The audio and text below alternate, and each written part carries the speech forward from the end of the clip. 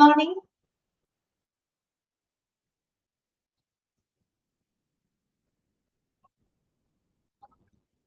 Okay, എല്ലാവർക്കും good morning.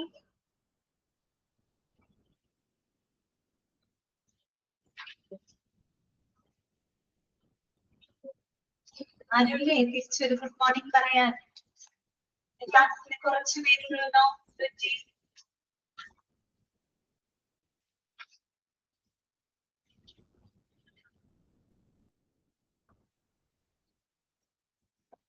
Okay അമിത, good morning.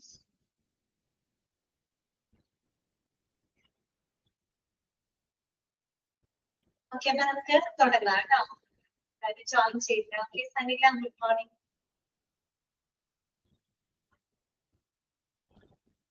നമ്മളിപ്പോ കഴിഞ്ഞ ക്ലാസ്സിൽ നമ്മൾ ഡിസ്കസ് ചെയ്തുകൊണ്ടിരുന്നത് മാസ്ലോസ് ഹൈറാർക്കി ഓഫ് നീഡ്സ് ആണ് കേട്ടോ. ഓക്കെ, അപ്പൊ ഞാൻ ആദ്യം മിസ്സുകൾ ഷെയർ ചെയ്തിട്ടാണ് എടുക്കുന്നത് കേട്ടോ. ഓക്കെ, പറഞ്ഞിരുന്നല്ലോ, മിസ് പറഞ്ഞിട്ടുണ്ടായിരുന്നല്ലോ. അപ്പൊ ഞാന് കഴിഞ്ഞ ദിവസം മിസ് ഗോൾ സെറ്റിംഗ് തൊട്ടാണ് എടുത്തത് പറഞ്ഞത്. ഓക്കെ, അപ്പൊ അതിന്റെ ബാലൻസ് ഞാൻ നാളത്തെ ക്ലാസ്സിൽ എടുക്കുക കേട്ടോ. ഓക്കെ, അപ്പൊ നമ്മൾ രണ്ടുപേരും കൂടി ഷെയർ ചെയ്തിട്ടാണ് ആ ഒരു ചാപ്റ്റർ നോക്കുന്നത് കേട്ടോ. ഓക്കെ, അപ്പോ കഴിഞ്ഞ ക്ലാസ്സിൽ നമ്മൾ പഠിച്ചുകൊണ്ടിരുന്നത് എബ്രഹാം മാസ്ലോവിന്റെ ഹൈറാർക്കി ഓഫ് നീഡ്സ് ആണ് അല്ലെ. നീഡ് തിയറിയെ പറ്റിയിട്ടാണ് നമ്മൾ പഠിച്ചത്. അപ്പോ മാസ്ലോ നമ്മുടെ നീഡ്സിനെ എന്താണ് പ്രയോറിറ്റിക്ക് അനുസരിച്ചുകൊണ്ട് 5 കാറ്റഗറി ആയിട്ട് തിരിച്ചു. ഇതൊക്കെയാണത് ഫിസിയോളജിക്കൽ നീഡ്സ്, അത് കഴിഞ്ഞാലോ safety and security needs, love and belonging needs, esteem needs, last one എന്താണ് സെൽഫ് ആക്ച്വലൈസേഷൻ നീഡ്സ് ആണ്. അപ്പോ നമ്മൾ ഇതിലെ എസ്റ്റി നീഡ്സ് വരെ പറഞ്ഞിട്ടുണ്ടായിരുന്നു. ഓക്കെ, ക്ലിയർ ആണോ? അത്രയും ഭാഗങ്ങളും ഓക്കെ ആണോ? എല്ലാവരും വായിച്ചു നോക്കിയോ? എബ്രഹാം മാസ്ലോവിന്റെ ഹൈറാർക്കി ഓഫ് നീഡ്സ് ഇത് തിയറി വായിച്ചു നോക്കിയോ? ഓക്കെ, ക്ലിയർ ആയോ? അത്രയും ഭാഗങ്ങൾ ഓക്കെ ആണോ? എല്ലാവർക്കും മനസ്സിലായോ? ഓക്കെ, കാര്യം നമ്മൾ മോട്ടിവേഷനുമായിട്ട് ബന്ധപ്പെട്ട് പല പല തിയറികൾ പഠിക്കും. അപ്പൊ കൺഫ്യൂഷൻ വരരുത് കേട്ടോ. ഓരോ തിയറി പറയുമ്പോഴും ആ തിയറിയുടെ മെയിൻ ആയിട്ടുള്ള ഫീച്ചേഴ്സ് എന്തൊക്കെയാണെന്ന് നിങ്ങളുടെ മനസ്സിൽ ഉണ്ടാവണം കേട്ടോ. പിന്നെ 2-3 തിയറി, ജാപ്പനീസ് തിയറി പഠിച്ചു, ഇനി നമ്മൾ ഇന്ന് ഗോൾ സെറ്റിംഗ് തിയറി പഠിക്കാൻ പോകുന്നുണ്ട്. അപ്പൊ അങ്ങോട്ടും ഇങ്ങോട്ടും മാറിപ്പോകരുത് കേട്ടോ. അപ്പൊ നമുക്ക് ബാക്കിയുള്ള ഭാഗങ്ങൾ നോക്കാം. ഓൾ മ്യൂട്ട് ചെയ്യണം കേട്ടോ.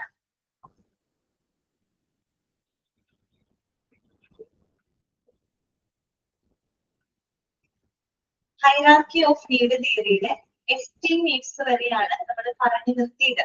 ഓക്കെ, ഇനി നമുക്ക് ഒരു നീഡും കൂടെ പറയാനുണ്ട്. ഇതാണത് സെൽഫ് ആക്ച്വലൈസേഷൻ നീഡാണ് കേട്ടോ. ഏറ്റവും ടോപ്പിലുള്ള, ഏറ്റവും ടോപ്പ് പ്രയോറിറ്റി ഉള്ള നീഡാണിത് സെൽഫ് ആക്ച്വലൈസേഷൻ നീഡ്സ് എന്ന് പറയുന്നത്.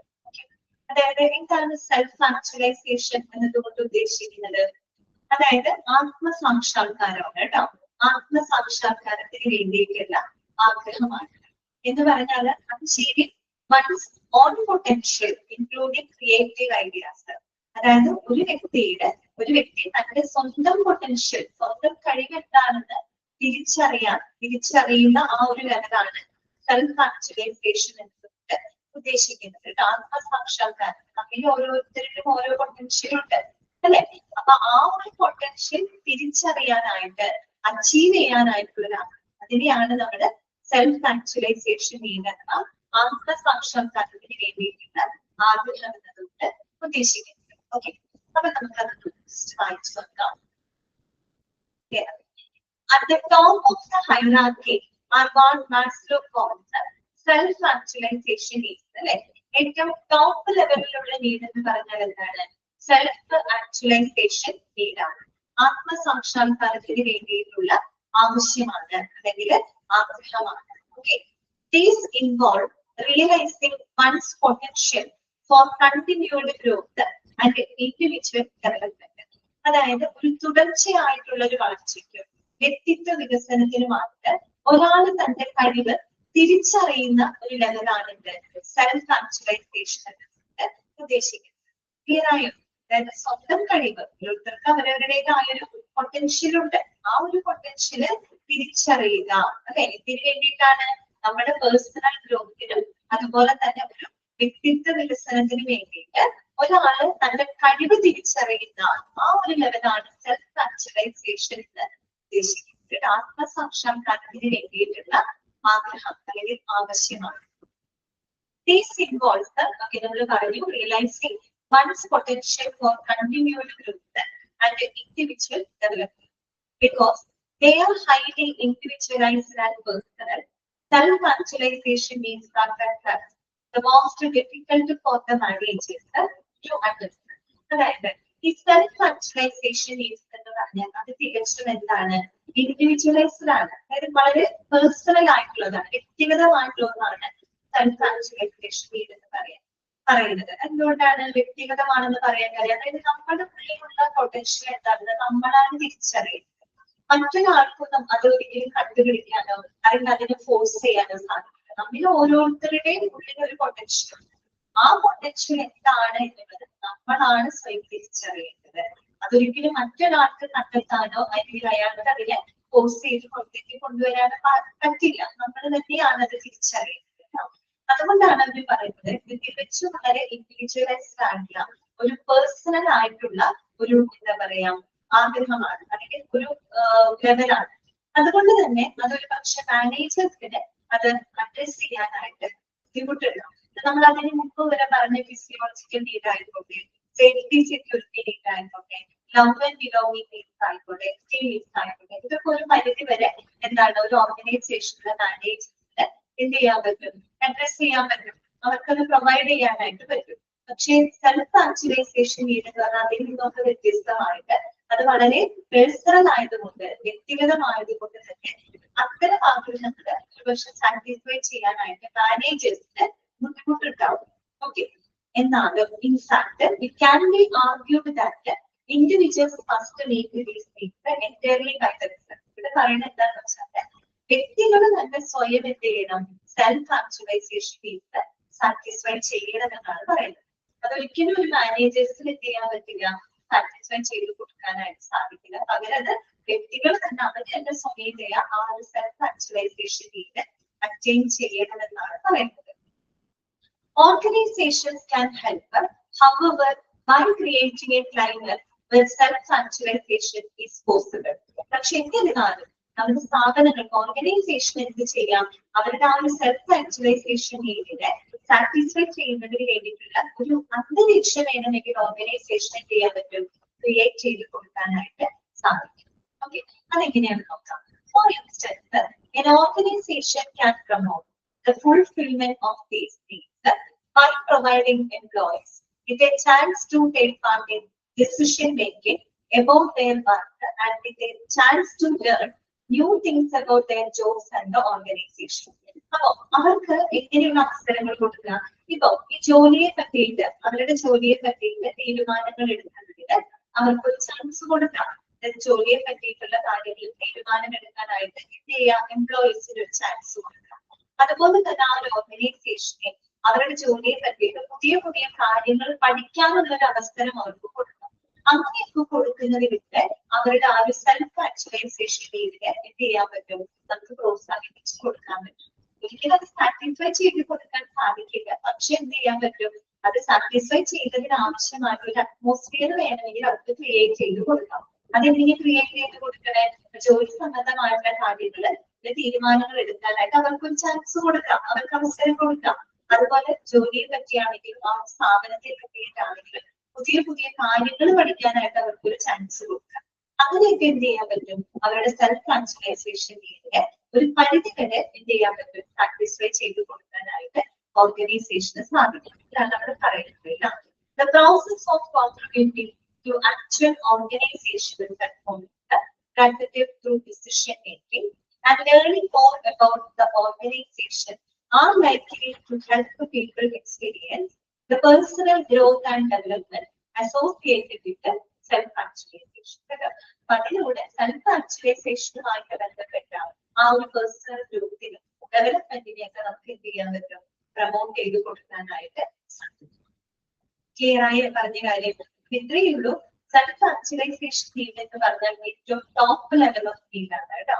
ഏറ്റവും ടോപ്പ് ലെവലിലുള്ള ഒരു നീഡാണ് സെൽഫ് ആക്ച്വലൈസേഷൻ നീഡ് അഥവാ ആത്മസാക്ഷാത്കാരത്തിന് വേണ്ടിയിട്ടുള്ളൊരു ആഗ്രഹം പറയുന്നത്. അത് തികച്ചും എന്താണ്, പേഴ്സണലൈസ്ഡ് ആണ്. കാരണം എന്താണ്, അത് ഒരു വ്യക്തിയുടെ പൊട്ടൻഷ്യൽ തിരിച്ചറിയേണ്ടത് അവർ തന്നെയാണ്. അതുകൊണ്ട് അത് വളരെയധികം ഇൻഡിവിജ്വലൈസ്ഡ് ആണ്. ഇതുകൊണ്ട് മാനേജേഴ്സിന് ഒരു പക്ഷേ അത് അഡ്രസ് ചെയ്യാനായിട്ട് അത് അഭിമുഖീകരിച്ചാൽ അവർക്ക് അതിനെ സാറ്റിസ്ഫൈ ചെയ്ത് കൊടുക്കാനായിട്ട് ഒരു പക്ഷെ ബുദ്ധിമുട്ടുണ്ടായിരുന്നു ആർക്ക്, മാനേജേഴ്സിന്. പക്ഷെ എന്ത് ചെയ്യാൻ പറ്റും, അവരുടെ നീഡ്സ് സാറ്റിസ്ഫൈ ചെയ്യാനുള്ള നല്ലൊരു അറ്റ്മോസ്ഫിയർ അവർക്ക് ക്രിയേറ്റ് ചെയ്ത് കൊടുക്കാനായിട്ട് സാധിക്കും. എങ്ങനെയാണ് ക്രിയേറ്റ് ചെയ്ത് കൊടുക്കുന്നത്? ഒന്ന്, ജോലി സംബന്ധമായിട്ടുള്ള കാര്യങ്ങൾ തീരുമാനങ്ങൾ എടുക്കാനായിട്ട് അവർക്ക് അവസരം കൊടുക്കാം, അവരെ കൂടെ അതിനെ ഇൻവോൾവ് ചെയ്യിക്കാം. അതുപോലെ ആ ഒരു സ്ഥാപനത്തെ പറ്റി, ജോലിയെ പറ്റി പുതിയ കാര്യങ്ങൾ പഠിക്കാനായിട്ടും അവർക്ക് അവസരങ്ങൾ കൊടുക്കാം. അങ്ങനെയൊക്കെ എന്ത് ചെയ്യാൻ പറ്റും, ആ ഒരു സെൽഫ് ആക്ച്വലൈസേഷൻ നീഡുമായിട്ട് ബന്ധപ്പെട്ട പേഴ്സണൽ ഗ്രോത്ത് അല്ലെങ്കിൽ അവരുടെ ആ ഒരു പേഴ്സണൽ ഡെവലപ്മെന്റ് നമുക്ക് ഒരു പരിധി വരെ എന്ത് ചെയ്യാൻ പറ്റും, സാറ്റിസ്ഫൈ ചെയ്ത് കൊടുക്കാനായിട്ട്. ക്ലിയർ ആണോ? ഓക്കെ ആണോ? സെൽഫ് ആക്ച്വലൈസേഷൻ നീഡ് ക്ലിയർ ആണ്? ഇതോട് കൂടിയിട്ട് നമ്മുടെ ഹൈറാർക്കി ഓഫ് നീഡ്സ് അവിടെ അവസാനിക്കുകയാണ് കേട്ടോ. അപ്പോ നമ്മൾ ഏറ്റവും തുടങ്ങിയത് ഫിസിയോളജിക്കൽ നീഡാണ്, ബേസിക് നീഡാണ് കേട്ടോ. അപ്പൊ നമ്മൾ ഓരോ നീഡുകളും സാറ്റിസ്ഫൈ ചെയ്തുകൊണ്ടാണ് നമ്മളൊരു അടുത്തൊരു നീഡിലേക്ക്, ഓരോ അടുത്ത ലെവലിലേക്ക് നമ്മൾ പ്രവേശിക്കുന്നത് കേട്ടോ. അപ്പൊ നിങ്ങൾ ഓരോന്നും ഇമ്പോർട്ടന്റ് ആണ്, ആ ഒരു ഓർഡർ പഠിച്ചിരിക്കുക. ഏറ്റവും താഴെയുള്ളത് ഫിസിയോളജിക്കൽ നീഡാണ്, അത് കഴിഞ്ഞാൽ സേഫ്റ്റി ആൻഡ് സെക്യൂരിറ്റി നീഡ്, മൂന്നാമത് വരുന്നത് ലവ് ആൻഡ് ബിലോങ്ങിങ് നീഡ്സ്, നാലാമത് എസ്റ്റീം നീഡ്സ്, അഞ്ചാമത് സെൽഫ് ആക്ച്വലൈസേഷൻ. Next നോക്കാം. Maslow's concept of the need hierarchy has Maslow suggested that the 5 levels of needs are arranged in the order of importance, starting at the bottom of the hierarchy. Okay, നമ്മുടെ Maslow എന്ത് ചെയ്യാണ്, ഈ 5 ലെവലുകൾ, അതായത് human നീഡ്സിനെ അദ്ദേഹം categorise ചെയ്തത് ഇതിനെ base ചെയ്തിട്ടാണ്, പ്രയോറിറ്റിക്ക് അനുസരിച്ചിട്ടാണ്. പ്രയോറിറ്റിക്ക് അനുസരിച്ചിട്ടാണ് എബ്രഹാം മാസ്ലോ ആ നീഡ്സിനെ 5 കാറ്റഗറി ആയിട്ട് തിരിച്ചത്. Okay, an individual is motivated first and foremost to satisfy physiological needs. Okay, അതായത് ഒരു ഇൻഡിവിജ്വൽ ആദ്യം അവർക്ക് എന്ത് വേണം, അവരുടെ physiological needs, first and foremost ആയിട്ട് അവരുടെ ഫിസിയോളജിക്കൽ നീഡ്സ് ആണ് അവരുടെ സാറ്റിസ്ഫൈ ചെയ്യുന്നത്. ഓക്കെ, അത് സാറ്റിസ്ഫൈ ചെയ്തതിന് ശേഷം മാത്രമേ നമുക്ക് അടുത്തൊരു ലെവലിലേക്ക് പ്രവേശിക്കാൻ പറ്റൂ. തുടക്കത്തിൽ ഞാൻ പറഞ്ഞിട്ടുണ്ട്, ഓരോ നീഡ്സും മറ്റ് ലോവർ ഓർഡർ നീഡ്സും ഉണ്ട്, ഹയർ ഓർഡർ നീഡ്സും ഉണ്ട്. ഇപ്പോൾ ലോവർ ഓർഡർ നീഡ്സ് സാറ്റിസ്ഫൈ ചെയ്തുകൊണ്ട് മാത്രമേ നമുക്ക് ഒരു ഹയർ ഓർഡർ ലെവലിലോട്ട് കടക്കാനായിട്ട് പറ്റും. അത് മാത്രമല്ല, ഒരു നീഡും നമുക്ക് എന്ത് ചെയ്യാൻ പറ്റില്ല, റീപ്ലേസ് ചെയ്യാനായിട്ട് പറ്റും. അതായത് ഫിസിയോളജിക്കൽ നീഡ് സാറ്റിസ്ഫൈ ചെയ്തെങ്കിൽ മാത്രമേ അവർക്ക് അടുത്തൊരു ലെവലിലേക്ക് പ്രവേശിക്കാൻ പറ്റുള്ളൂ. അതായത് സേഫ്റ്റി ആൻഡ് സെക്യൂരിറ്റിയിലേക്ക് അത് സാറ്റിസ്ഫൈ ചെയ്തുകൊണ്ട് മാത്രമേ അവർക്ക് മൂന്നാമത്തെ ലെവലായ ലവ് ആൻഡ് ബിലോങ്ങിങ് നീഡ്സിലോട്ട് എത്താൻ പറ്റുള്ളൂ. അത് സാറ്റിസ്ഫൈ ചെയ്തുകൊണ്ട് മാത്രമേ എസ്റ്റീം നീഡ്സിലേക്ക് എത്താൻ പറ്റുള്ളൂ. അത് സാറ്റിസ്ഫൈ ചെയ്താലേ സെൽഫ് ആക്ച്വലൈസേഷൻ നീഡിലേക്ക് എത്താൻ പറ്റും. അവിടെ ഓരോ നീഡിനും അതിൻ്റെതായ ഇമ്പോർട്ടൻസ് ഉണ്ട്. ഒരു നീഡ് നമുക്ക് റീപ്ലേസ് ചെയ്യാനും സാധിക്കും. ഇപ്പോഴും ലോവർ ഓർഡർ നീഡ്സ് സാറ്റിസ്ഫൈ ചെയ്തുകൊണ്ട് മാത്രമേ ഹയർ ഓർഡർ നീഡ്സിലോട്ട് എത്താനായിട്ട് സാധിക്കും. അതാണ് അവിടെ പറയുന്നത് കേട്ടോ. An individual is motivated first and foremost to satisfy physiological needs. As long as these needs are satisfied, the individual is motivated and he moves the hierarchy and becomes concerned with the security needs. നമ്മുടെ ഓരോരോ ലെവലുകൾ satisfy ചെയ്തുകൊണ്ടാണ് അവർ മുന്നോട്ട് പോയിക്കൊണ്ടിരിക്കുന്നത്. This moving up process continues until individual reaches the self-actualization. അപ്പൊ ഈ ഒരു process ഇങ്ങനെ കണ്ടിന്യൂ ചെയ്തുകൊണ്ടേ ഏതാവുന്നത് വരെ ആ ഒരു വ്യക്തി സെൽഫ് ആക്ച്വലൈസേഷൻ വരെ ഈ ഒരു പ്രോസസ് കണ്ടിന്യൂ ചെയ്തുകൊണ്ടേ. ക്ലിയർ ആണല്ലോ? Maslow's concept of the need hierarchy has a certain intuitive logic and has been accepted by many managers. അതായത് നമ്മുടെ എബ്രഹാം മാസ്ലോ ഈ ഒരു നീഡ് ഹൈറാർക്കി തിയറി ഉണ്ടല്ലോ, അത് വളരെ ലോജിക് ആയിട്ടുള്ള ഒരു തിയറിയാണ്. പല മാനേജേഴ്സും അത് ആക്സെപ്റ്റ് ചെയ്യുന്നുണ്ട്. ഓർഗനൈസേഷനെ ഇംപ്ലിമെന്റ് ചെയ്യാനായിട്ട് ആ ഒരു തിയറി പല മാനേജേഴ്സും എന്ത് ചെയ്തിട്ടുണ്ട്, ആക്സെപ്റ്റ് ചെയ്തിട്ടുണ്ട്. But research has revealed several shortcomings of the theory. For example, Some research has found that 5 levels of needs are not always present, and that the order of the levels is not always the same as postulated by the math. പക്ഷെ പല ഗവേഷണങ്ങൾ പറയുന്നത് ഈ ഒരു തിയറിക്ക് അതിൻ്റെതായ ചില പോരായ്മകൾ ഉണ്ടെന്ന് പറയുന്നുണ്ട്. എന്തൊക്കെ പോരായ്മകളാണെന്ന് വെച്ചാൽ, ഒന്നാമത്തത് നമ്മൾ ഈ പറഞ്ഞ എബ്രഹാം മാസ്ലോവിന്റെ ആ ഒരു അദ്ദേഹത്തിന്റെ ആ ഒരു ഹൈറാർക്കിയില് ഈ പറയുന്ന 5 ലെവലുകളും എല്ലായ്പ്പോഴും നിലനിൽക്കണമെങ്കിൽ, നമ്മൾ പറയുന്നത് 5 ലെവലുകളാണ്, ഓരോന്നും സാറ്റിസ്ഫൈ ചെയ്തിട്ടാണ് ഏറ്റവും ടോപ്പിലുള്ള സെൽഫ് ആക്ച്വലൈസേഷൻ ലെവലിലോട്ട് എത്തുന്നതാണ് ഈ ഒരു തിയറി പറയുന്നത്. പക്ഷെ റിസർച്ചിലൂടെ കണ്ടെത്തിയ കാര്യം എന്താണെന്ന് വെച്ച് കഴിഞ്ഞാൽ, പലപ്പോഴും ഈ 5 ലെവൽ ഓഫ് നീഡ്സ് എന്ന് പറയുന്നത് എപ്പോഴും നിലനിൽക്കണമെങ്കിൽ, അത് മാത്രമല്ല മാസ്ലോ പോസ്റ്റുലേറ്റ് പോലെ ഒരു ഓർഡറിലും അല്ല ആ നീഡ്സുകളെ അറേഞ്ച് ചെയ്തിരിക്കുന്നത്. അങ്ങനെ ചില ഷോർട്ട് കട്ട്സ് ആ ഒരു തിയറിക്കെതിരായിട്ട് വന്നിട്ടുണ്ട്. Okay, moreover it is difficult for organizations to use the need hierarchy to enhance employee motivation. അത് മാത്രമല്ല, നമുക്ക് എംപ്ലോയിനെ മോട്ടിവേറ്റ് ചെയ്യാനായിട്ട് ഓർഗനൈസേഷനിൽ ഈ ഒരു ഹൈറാർക്കി ഉപയോഗിക്കുക എന്ന് പറയുന്നത് വളരെ ഡിഫിക്കൽട്ട് ആയിട്ടുള്ള ഒരു കാര്യമാണ്. പക്ഷെ പ്രായോഗികമായിട്ട് അതിൻ്റെതായ ഒരു ബുദ്ധിമുട്ടുണ്ട്. തിയറി ഓക്കെയാണ്, പക്ഷെ തിയറിയിൽ പറയുന്ന പല കാര്യങ്ങളും ചിലത് ഷോർട്ട് കമിങ്സ് ഉണ്ട്.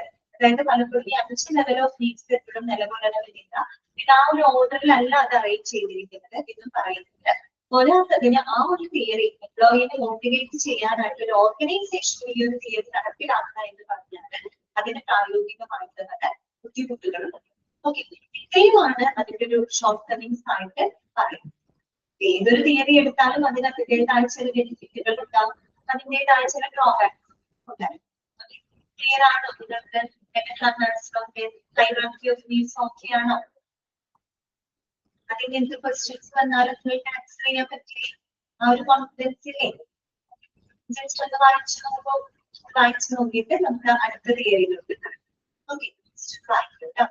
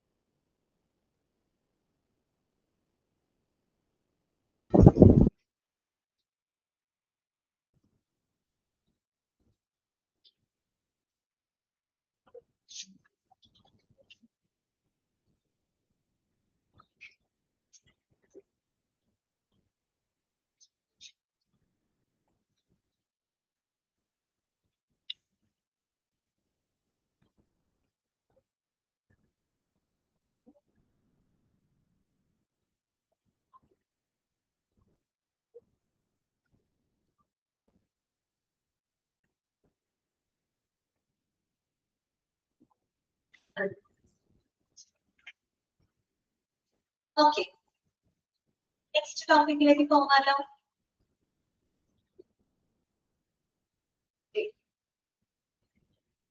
നെക്സ്റ്റ് നമുക്ക് നോക്കാനുള്ളത് new approaches to motivation in organisation. അതായത് ഒരു ഓർഗനൈസേഷനിലെ എംപ്ലോയീസിനെ മോട്ടിവേറ്റ് ചെയ്യുന്നതുമായിട്ടുള്ള മോട്ടിവേഷൻ ആയിട്ടുള്ള മറ്റു പല പുതിയ അപ്രോച്ചസുകള്, മറ്റു പല തിയറികളുമാണ് ഇതാണ് ഡിസ്കസ് ചെയ്യാനായിട്ട് പോകുന്നത് കേട്ടോ. Okay, new approaches are emerging to supplement the established models and theories of motivation. The two of the most promising are goal setting theory and Japanese approach. Okay, അതായത് നമുക്കറിയാം നമ്മുടെ മോട്ടിവേഷനുമായിട്ട് ബന്ധപ്പെട്ട തിയറികള്, അതുപോലെ പുതിയ പുതിയ മോഡൽസ്, അതിനെയൊക്കെ സപ്ലിമെന്റ് ചെയ്യാനായിട്ട് ഇന്നിപ്പോ പുതിയ പുതിയ കുറെ സമീപനങ്ങൾ, പുതിയ അപ്രോച്ചസുകൾ ഉയർന്നു വന്നുകൊണ്ടിരിക്കും. അപ്പൊ അതിനകത്ത് ഏറ്റവും ഇമ്പോർട്ടന്റ് ആയിട്ടുള്ള 2 തിയറികളാണ്. ഒന്ന് goal setting theory, 2 Japanese approach. Japanese approach നിങ്ങൾക്ക് എടുത്തിട്ടുണ്ടായിരിക്കും. എനിക്കിവിടെ ഇപ്പൊ പറയാനുള്ളത് ഗോൾ സെറ്റിംഗ് തിയറിനെ പറ്റിയിട്ടാണ് കേട്ടോ. ചെറിയൊരു ഐഡിയ തന്നിട്ടുണ്ടായിരിക്കും. ഓക്കെ, ഗോൾ സെറ്റിംഗ് തിയറിനെ പറ്റിയിട്ട് നിങ്ങൾക്ക് ആ ഒരു പിക്ചർ നിങ്ങൾ കാണുന്നുണ്ടാവും. കണ്ടല്ലോ, ആ ഒരു പിക്ചർ കാണുമ്പോൾ നിങ്ങൾക്ക് അറിയാം കണ്ടോ, അവിടെ ആ ഒരു ഗോളില് നമ്മൾ കൃത്യമായിട്ട് ഒരു ഗോൾ സെറ്റ് ചെയ്ത് വെച്ചിട്ടുണ്ട്. ആ ഒരു ഗോളിലേക്ക് ഫോക്കസ് ചെയ്തുകൊണ്ടാണ് നമ്മൾ ആരോ ചെയ്യുന്നത്. ശരിയല്ലേ? അതന്നെയാണ് അവിടെ ഉദ്ദേശിക്കുന്നത്. ഗോൾ സെറ്റിംഗ് തിയറിയാണ് കേട്ടോ. അതായത് നമുക്ക് നോക്കാം എന്താണ് ആ ഒരു തിയറി പ്രകാരം പറയുന്നത്. This approach to motivation, ഇതൊരു motivation approach theory ആണ് കേട്ടോ. Okay, this approach to motivation has been pioneered in the UK by Edwin Locker and his associates in the 1980s. അതൊരു പോയിന്റ് ഉണ്ട്. ഇതൊരു motivation approach ആണ്. That is proposed by ആരാണ് propose ചെയ്തത്? Edwin lock and associates. Edwin Locke ആണ്. ഏത് വർഷമാണ്? 1980 കേട്ടോ. The goal setting theory that was proposed by Edwin Locke. ഒരു യുഎസ്എക്കാരനാണ് കേട്ടോ. എഡ്വിൻ ലോക്ക് ആണ്. ഏത് വർഷമാണ്? in 1980 കേട്ടോ. 1980 എന്താണ് എഡ്വിൻ ലോക്ക് പ്രപ്പോസ് ചെയ്തിട്ടുള്ള ഒരു തിയറിയാണ് ഗോൾ സെറ്റിംഗ് തിയറി എന്ന് പറയുന്നത്. ഓക്കെ, ഇനി എന്താണ് ഈ ഒരു തിയറിയുടെ പ്രത്യേകത? Goal setting theory suggest that managers and subordinates should set goals for the individuals on a regular basis. That is as suggested by MBA. ഇവിടെ എങ്ങനെയാണെന്ന് ചെയ്യുന്നത്? നമ്മൾ ഈ മാനേജർമാരും അവരുടെ സബോർഡിനേറ്റ്സും എല്ലാവരും ഒരുമിച്ചിരുന്നു കൊണ്ടാണ്, അവരെല്ലാവരും പരസ്പരം ഒരുമിച്ച് നിന്നുകൊണ്ടാണ് എന്ത് ചെയ്യുന്നത്? ഈ പറയുന്ന ലക്ഷ്യങ്ങൾ സെറ്റ് ചെയ്യുന്നത്, ഗോൾ സെറ്റ് ചെയ്യുന്നത് കേട്ടോ. അതായത് എല്ലാവരും ഒരുപോലെ പങ്കാളിത്തം വഹിച്ചുകൊണ്ടാണ്. ആരെയും എന്ത് ചെയ്യുന്നില്ല, മാറ്റി നിർത്തുന്നില്ല. എംപ്ലോയീസിനെ മാറ്റി നിർത്തുന്നില്ല, സബോർഡിനേറ്റിനെ ആരെയും മാറ്റി നിർത്തുന്നില്ല. മാനേജേഴ്സും സബോർഡിനേറ്റ്സും എല്ലാവരും ഒരുമിച്ച് നിന്നുകൊണ്ട് ഈ പറയുന്ന എംപ്ലോയീസിന് ആവശ്യമായിട്ടുള്ള ലക്ഷ്യങ്ങൾ അവർ പതിവായി എന്ത് ചെയ്തിരിക്കുകയാണ്, സെറ്റ് ചെയ്യണം. അതും ഇവിടെ പറയുന്നുണ്ട് as suggested by MBA. MBA എന്ന് വെച്ച് കഴിഞ്ഞാൽ മാനേജ്മെന്റ് ബൈ ഒബ്ജക്റ്റീവ്സ് എന്നാണ്. Management by objectives. നമുക്കറിയാം ഏതൊരു ഓർഗനൈസേഷൻ എടുത്താലും അതിന് അതിൻ്റെതായ ചില vision and vision, goals and objectives ഉണ്ടായിരിക്കും. അവർക്ക് അവരുടേതായ ചില ലക്ഷ്യങ്ങൾ ഉണ്ടായിരിക്കും അല്ലെ. ആ ഒരു മാനേജ്മെന്റ്, അതായത് ആ ഒരു ലക്ഷ്യങ്ങൾക്ക് അനുസൃതമായിട്ട് നമ്മൾ മാനേജ് ചെയ്ത് മുന്നോട്ട് പോകണം. അല്ലെ, ഏതൊരു സ്ഥാപനം നമ്മൾ പ്രവർത്തിക്കുന്ന ആ സ്ഥാപനത്തിന് അതിൻ്റെതായ ഗോൾസ് ആൻഡ് ഒബ്ജക്റ്റീവ്സ് ഉണ്ട്.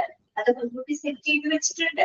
ആ ഒരു ഒബ്ജക്റ്റീവ്സിനെ അനുസരിച്ചുകൊണ്ടാണ് അവിടുത്തെ മാനേജ്മെന്റ് പോകുന്നത്, മുന്നോട്ട് പോകുന്നത് അല്ലെ. അപ്പൊ അതാണ് അവർ പറയുന്നത്, ആ ഒരു ഓർഗനൈസേഷന്റെ ഒബ്ജക്റ്റീവുകൾക്ക് അനുസരിച്ചുകൊണ്ട് മാനേജർമാരും സബോർഡിനേറ്റ്സും ഒരുപോലെ എന്താണ് പങ്കാളികളായിട്ട് അവർ ഒരുമിച്ച് നിന്നുകൊണ്ട് എന്ത് ചെയ്യാണ്, ഈ പറയുന്ന ഗോൾസ്, ലക്ഷ്യങ്ങൾ അവർ സെറ്റ് ചെയ്യാണ്. ഇതാണ് ഗോൾ സെറ്റിംഗ് തിയറി എന്ന് പറയുന്നത് കേട്ടോ. അപ്പോ ദീസ് ഗോൾസ് ഷുഡ് ബി, നമ്മൾ ഗോൾസ് സെറ്റ് ചെയ്യുമ്പോൾ, ഗോൾസ് മീൻസ് ലക്ഷ്യങ്ങൾ നമ്മൾ സെറ്റ് ചെയ്ത് വെക്കുമ്പോൾ അവിടെ ശ്രദ്ധിക്കേണ്ട ചില കാര്യങ്ങളുണ്ട്. എന്താണെന്നറിയോ? These goals should B moderately difficult and very specific and of a type that the employee will accept and make a commitment to accomplish. അതെ, ഈ ഒരു ഗോൾ നമ്മൾ സെറ്റ് ചെയ്യുമ്പോൾ എന്തായിരിക്കണം? ഒന്ന്, അത് മോഡറേറ്റ്ലി ഡിഫിക്കൽട്ട് ആയിരിക്കും. എന്ന് വെച്ചാൽ അത്യാവശ്യം ഒരു മോഡറേറ്റ്ലി ചാലഞ്ച്ഡ് ആയിട്ടുള്ള ഗോൾസ് ആയിരിക്കണം. ഒരുപാട് ഈസി ആവാനും പാടില്ല, എന്നാൽ ഒരുപാട് സിവിയർ ആവാനും പാടില്ല. അതേ രീതിയിലുള്ള ലക്ഷ്യങ്ങളാണ് നമ്മൾ സെറ്റ് ചെയ്യുന്നത്. ലക്ഷ്യങ്ങൾ സെറ്റ് ചെയ്തിട്ട് ഈസി ആയിട്ട് അറ്റൈൻ ചെയ്യാൻ പറ്റിയ ലക്ഷ്യങ്ങളാവാനും പാടില്ല, എന്നാൽ നമുക്ക് ഒരു കാരണവശാലും അറ്റൈൻ ചെയ്യാൻ പറ്റാത്ത വളരെ സിവിയർ ആയിട്ടുള്ള ലക്ഷ്യങ്ങളാവാനും പാടില്ല. അതിന്റെ ഇടയിൽ ഒരു മോഡറേറ്റ്ലി ചാലഞ്ച്ഡ് ആയിട്ടുള്ള, മോഡറേറ്റ്ലി ഡിഫിക്കൽട്ട് ആയിട്ടുള്ള ഗോൾസാണ് സെറ്റ് ചെയ്യുന്നത്. ഒന്നാമത്തെ കാര്യം അതാണ്. മറ്റെന്താന്ന് വെച്ചാൽ they are very specific. Goals എപ്പോഴും എന്തായിരിക്കണം? സ്പെസിഫിക് ആയിരിക്കണം. എന്ന് വെച്ചാൽ ക്ലിയർ ആൻഡ് സ്പെസിഫിക് ആയിരിക്കണം, വളരെ വ്യക്തമായിരിക്കണം, ക്ലിയർലി ഡിഫൈൻഡ് ആയിരിക്കണം ഗോൾസ് എന്ന് പറയുന്നത്. മറ്റൊന്നെന്താണ്? Employee will accept and make a commitment to expectation. അത് എല്ലാ എംപ്ലോയീസിനും ആക്സെപ്റ്റബിൾ ആയിട്ടുള്ള ഒരു ഗോൾ ആയിരിക്കണം. ഓക്കെ, അതായത് അവർക്ക് നേടിയെടുക്കാനായിട്ട്, അല്ലെങ്കിൽ അവർക്ക് നല്ല രീതിയിൽ പെർഫോം ചെയ്യാനായിട്ട്, അല്ലെങ്കിൽ അവരെ മോട്ടിവേഷനെ ഡ്രൈവ് ചെയ്യുന്നതായിട്ട് അവർക്ക് ആക്സെപ്റ്റബിൾ ആകുന്ന, അല്ലെ, ആ ഒരു ആക്സെപ്റ്റബിൾ ആയാൽ മാത്രം പോലെ നേടിയെടുക്കാനുള്ള ഒരു കമ്മിറ്റ്മെന്റ് അവരുടെ ഭാഗത്ത് ഉണ്ടാവും. അതേ രീതിയിൽ എല്ലാവർക്കും സ്വീകാര്യമായിരിക്കും. അങ്ങനെയുള്ള ഗോൾസുകളാണ് അവിടെ സെറ്റ് ചെയ്യുന്നത്. ക്ലിയർ ആയി പറഞ്ഞത്? ഗോൾസ് സെറ്റ് ചെയ്യുമ്പോൾ അതെപ്പോഴും എന്തായിരിക്കണം? അത് മോഡറേറ്റ്ലി ഡിഫിക്കൽട്ട് ആയിരിക്കാം. എന്നുവെച്ചാൽ വളരെ ഈസി ആവാനും പാടില്ല, എന്നാൽ വളരെ സിവിയർ ആവാനും പാടില്ല. അതേ രീതിയിൽ മോഡറേറ്റ്ലി ഡിഫിക്കൽട്ട് ആയിട്ടുള്ളതും അതുപോലെ വളരെ സ്പെസിഫിക് ആയിട്ടുള്ളതായിരിക്കണം. പിന്നെ എല്ലാവർക്കും അത് ആക്സെപ്റ്റബിൾ ആയിരിക്കണം. ഓക്കെ, അങ്ങനെയുള്ള ഗോൾസുകളാണ് ഇവിടെ സെറ്റ് ചെയ്യുന്നത്. പിന്നെ എന്താണ് പറയുന്നത്? Rewards should be directly linked to achieved goals. ഈ റിവാർഡ്സുകള്, പ്രതിഫലങ്ങൾ എന്ന് പറയുന്നത് നമ്മൾ നേടിയെടുത്ത ലക്ഷ്യങ്ങളുമായിട്ട് അതിന് നേരിട്ട് ബന്ധപ്പെട്ടിരിക്കണം എന്ന് പറഞ്ഞാൽ എന്താ ഉദ്ദേശിക്കുന്നത്? റിവാർഡ് എന്ന് പറയുമ്പോൾ എന്ത് വേണമെങ്കിലും ആവാം, പ്രമോഷൻസ് ആവാം, ചിലപ്പോൾ ഓർഗനൈസേഷൻ അവർക്ക് കൊടുക്കുന്ന റെക്കഗ്നീഷൻസ് ആയിരിക്കാം, മറ്റെന്തെങ്കിലും പ്രിവിലേജസ് ആയിരിക്കാം. ഇങ്ങനെയുള്ള റിവാർഡ്സുകളെല്ലാം തന്നെ അവർ നേടുന്ന ലക്ഷ്യങ്ങളോട് കണക്റ്റഡ് ആയിരിക്കും. എന്ന് പറഞ്ഞ ലക്ഷ്യങ്ങൾ നേടിയിട്ടുണ്ടെങ്കിൽ മാത്രമേ അവർക്ക് എന്ത് കൊടുക്കേണ്ട ആവശ്യമുള്ളൂ, റിവാർഡ് കൊടുക്കേണ്ട ആവശ്യമുള്ളൂ. ലക്ഷ്യങ്ങൾ നേടിയെടുത്തിട്ടില്ല, ലക്ഷ്യങ്ങൾ നേടിയിട്ടില്ല എന്നുണ്ടെങ്കിൽ അവർക്ക് എന്ത് കൊടുക്കേണ്ട ആവശ്യമില്ല, അവിടെ റിവാർഡ് കൊടുക്കേണ്ട കാര്യമില്ല. നേടിയെടുത്തിട്ടുണ്ടെങ്കിൽ ഗോഡ്സ് നേടിയെടുത്തിട്ടുണ്ടെങ്കിൽ അവർക്ക് റിവാർഡ്സ് കൊടുക്കാം. അതാണ് അവിടെ പറഞ്ഞത്, rewards should be directly linked to achieved goal.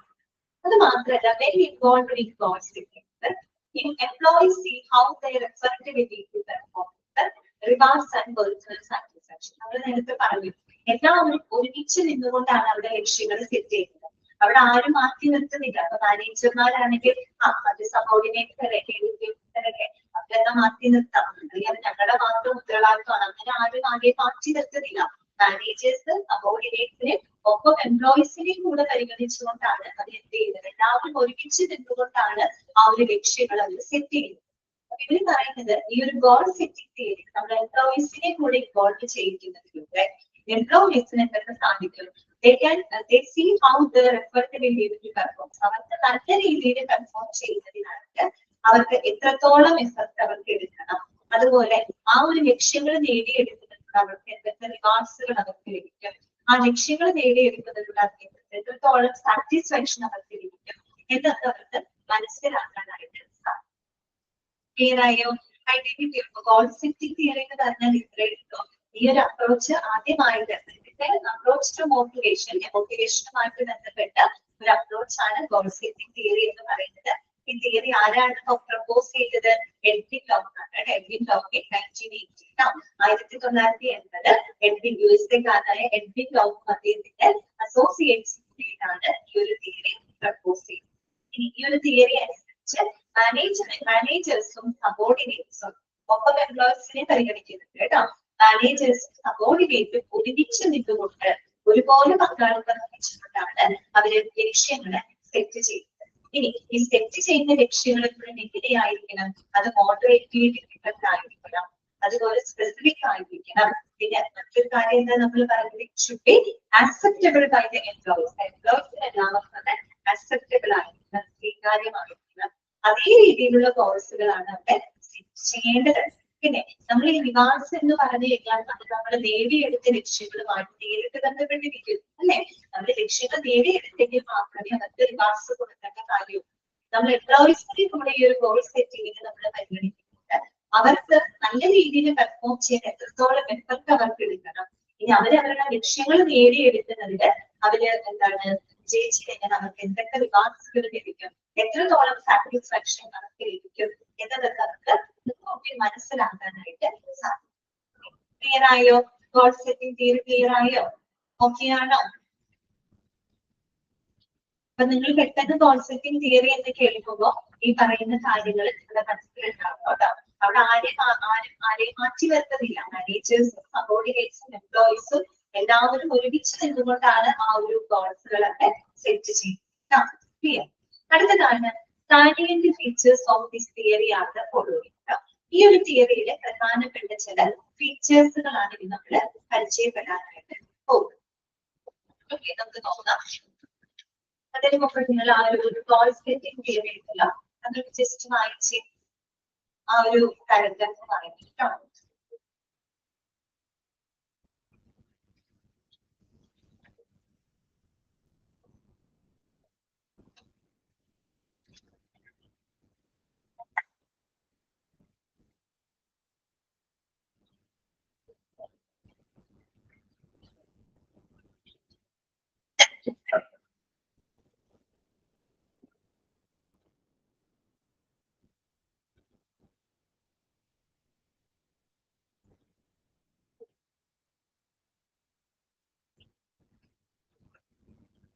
Clear ആണല്ലോ? അപ്പൊ നമുക്ക് നെക്സ്റ്റ് അതിന്റെ ഫീച്ചേഴ്സ് നോക്കാം കേട്ടോ.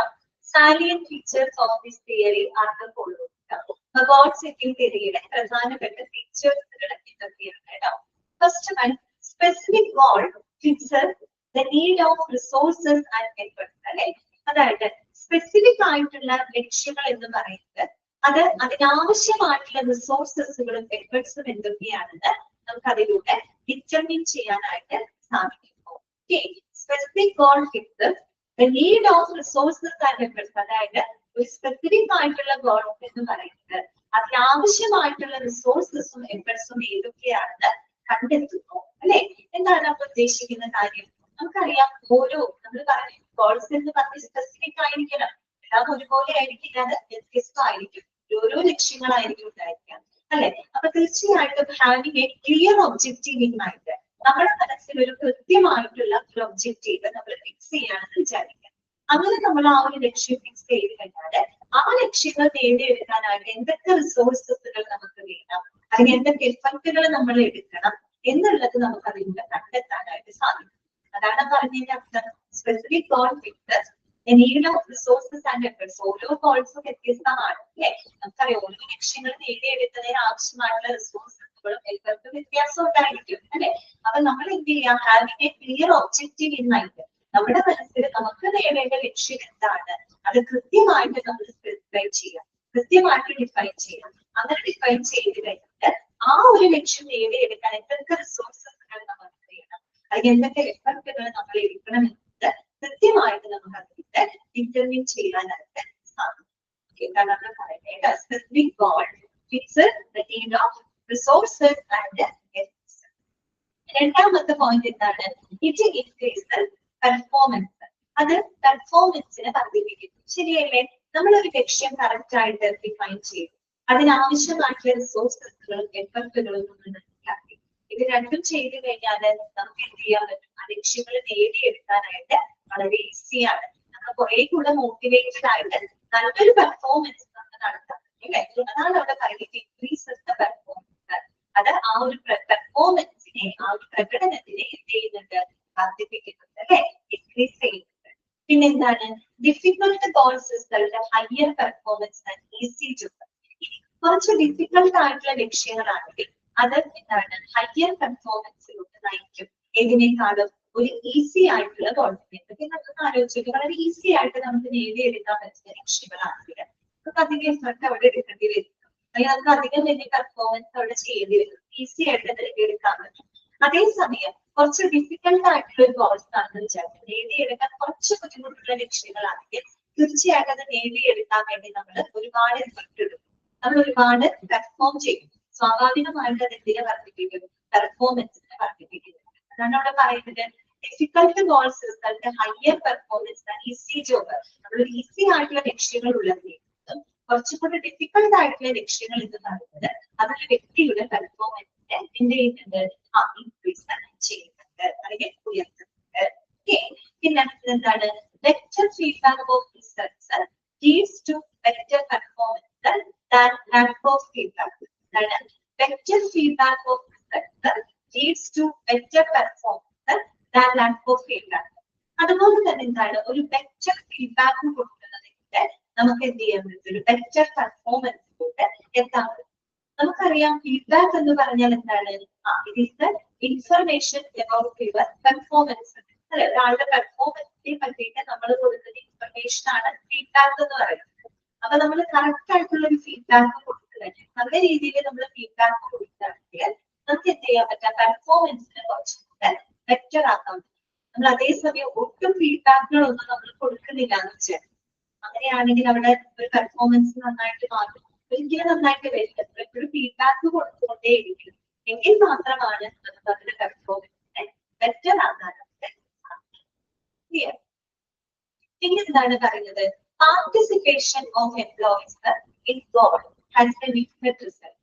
നേരത്തെ നമ്മൾ പറഞ്ഞു അല്ലെ, അതായത് ഗോൾ സെറ്റ് ചെയ്യുമ്പോൾ നമ്മൾ അവിടെ ആരെയും കൂടെ ഇൻവോൾവ് ചെയ്യിപ്പിക്കുന്നുണ്ട്? എംപ്ലോയീസിനെ കൂടെ നമ്മൾ അവിടെ പാർട്ടിസിപ്പേറ്റ് ചെയ്യിപ്പിക്കുന്നുണ്ട് അല്ലെ.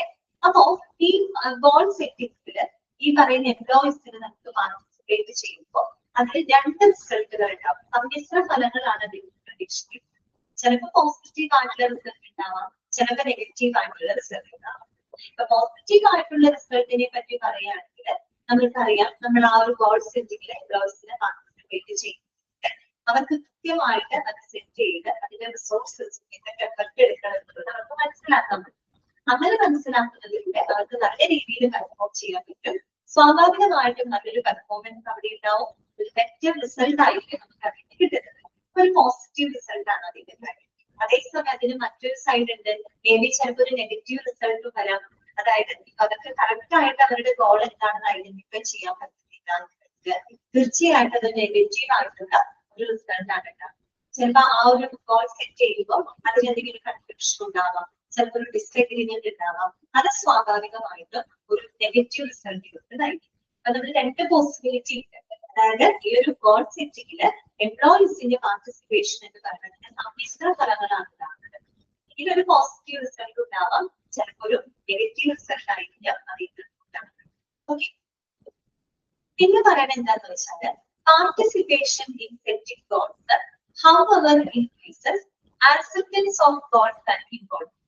പക്ഷേ പൊതുവെ പറയുകയാണെങ്കിൽ നമ്മൾ ഈ ഗോൾ സെറ്റിംഗിൽ എംപ്ലോയീസിനെ പാർട്ടിസിപ്പേറ്റ് ചെയ്തതിലൂടെ അവർക്ക് അത് കുറെ കൂടെ സ്വീകാര്യമാവുമെന്ന് പറയുന്നത്. എംപ്ലോയീസിന് ആ ലക്ഷ്യങ്ങൾ കുറെ കൂടെ സ്വീകാര്യമാവുകയും അവർക്ക് അത് നേടിയെടുക്കാൻ കുറെ കൂടെ അവിടെ ഇൻവോൾവ് ചെയ്യുകയും ചെയ്യും, കുറെ കൂടെ പാർട്ടിസിപ്പേറ്റ് ചെയ്യുകയും ചെയ്യും. മനസ്സിലായോ? അപ്പൊ നാല് നെഗറ്റീവ് സൈഡും ഉണ്ട്, പോസിറ്റീവ് സൈഡ് നെഗറ്റീവ് സൈഡും ഉണ്ട്. പക്ഷെ കൂടുതൽ നോക്കുകയാണെങ്കിൽ പോസിറ്റീവ് സൈഡ് തന്നെയാണ്. കാരണം എന്താണ്, നമ്മൾ അവരെ ഇൻവോൾവ് ചെയ്യിക്കുക, അവരെ കൂടെ ആ ഒരു കോൺസെപ്റ്റിൽ പാർട്ടിസിപ്പേറ്റ് ചെയ്യുന്നതിലൂടെ അവർക്ക് എന്ത് ചെയ്യാൻ പറ്റും, ആ ഗോൾസ് എന്തൊക്കെയാണ് അവർക്കൊന്ന് ആക്ട് ചെയ്യാൻ പറ്റും, അവർക്ക് അത് സ്വീകാര്യമായിരിക്കും. അത് നേടാൻ വേണ്ടിയിട്ട് അവർ കുറെ കൂടെ അതിനെ ഇൻവോൾവ് ചെയ്യാനും അവർ ശ്രമിക്കും. ഇനി അടുത്തത് എന്താണ് പറയുന്നത്, goal setting theory has defined to factors which influence the performance. അതായത് നമ്മുടെ ഗോൾ സെറ്റിംഗ് തിയറി പെർഫോമൻസിന് ഇൻഫ്ലുവൻസ് ചെയ്യുന്ന രണ്ട് ഫാക്ടേഴ്സുകളെ പറ്റി ഇവിടെ പറയുന്നുണ്ട്. ഏതൊക്കെയാണ് രണ്ട് ഫാക്ടേഴ്സ് എന്ന് അറിയോ? ഒന്ന് ഗോൾ കമ്മിറ്റ്മെന്റ്, രണ്ട് സെൽഫ് എഫിഷ്യൻസി. ഇതാണ് ഗോൾ കമ്മിറ്റ്മെന്റും സെൽഫ് എഫിഷ്യൻസി. ഗോൾ കമ്മിറ്റ്മെന്റ് എന്ന് പറഞ്ഞാൽ എന്താണ്? ഗോൾ കമ്മിറ്റ്മെന്റ് എന്ന് പറഞ്ഞാൽ how much an individual dedicated to achieve the goal. ഒരു ഗോള് നേടിയെടുക്കാനായിട്ട് ഒരു ഇൻഡിവിജ്വൽ എത്രത്തോളം ഡെഡിക്കേറ്റ് ചെയ്യുന്നു എന്നുള്ളതാണ് ഗോൾ കമ്മിറ്റ്മെന്റ് എന്ന് പറയുന്നത്. കമ്മിറ്റ്മെന്റ് എന്ന് വെച്ചാൽ ഒരു പ്രതിജ്ഞാബദ്ധതയാണ്, അല്ലെ? അതായത് how much an individual dedicated to achieve a goal. ഒരു ഗോള് നേടിയെടുക്കാൻ ഒരു വ്യക്തി എത്രത്തോളം അവർ ഡെഡിക്കേറ്റ് ചെയ്യുന്നുണ്ട്, അതാണ് എന്ത് ഗോൾ കമ്മിറ്റ്മെന്റ്. സെൽഫ് എഫിഷ്യൻസി എന്ന് പറഞ്ഞാൽ എന്താ ഉദ്ദേശിക്കുന്നത്? അതായത് അത് ശരിക്കും ഒരു ഇൻഡിവിജ്വൽസ് ബിലീഫ്സ് ആണ്. Okay, it is the ability of an individual beliefs ആണ്, അതായത് to achieve the goal. ആ ഒരു ഗോളിൽ നേടിയെടുക്കാനായിട്ട് ഒരു വ്യക്തിക്ക് തന്റെ സ്വന്തം കഴിവിലുള്ള ഒരു വിശ്വാസം, അതാണ് ശരിക്കും സെൽഫ് എഫിഷ്യൻസി എന്നുള്ളത് ഉദ്ദേശിക്കുന്നത്. ഇത് രണ്ടും ഉണ്ടെങ്കിൽ മാത്രമേ അവർക്ക് നല്ല രീതിയിൽ പെർഫോം ചെയ്യാനായിട്ട് പറ്റുള്ളൂ. ഓക്കെ, ഒന്ന് ഗോൾ കമ്മിറ്റ്മെന്റ് ഉണ്ടായിരിക്കണം, സെൽഫ് എഫിഷ്യൻസി ഉണ്ടായിരിക്കണം. അല്ലെ, ആ ഒരു ഗോൾ നേടിയെടുക്കാൻ അവർ അത്രയേറെ കമ്മിറ്റഡ് ആയിരിക്കണം, ഡെഡിക്കേറ്റഡ് ആയിരിക്കണം.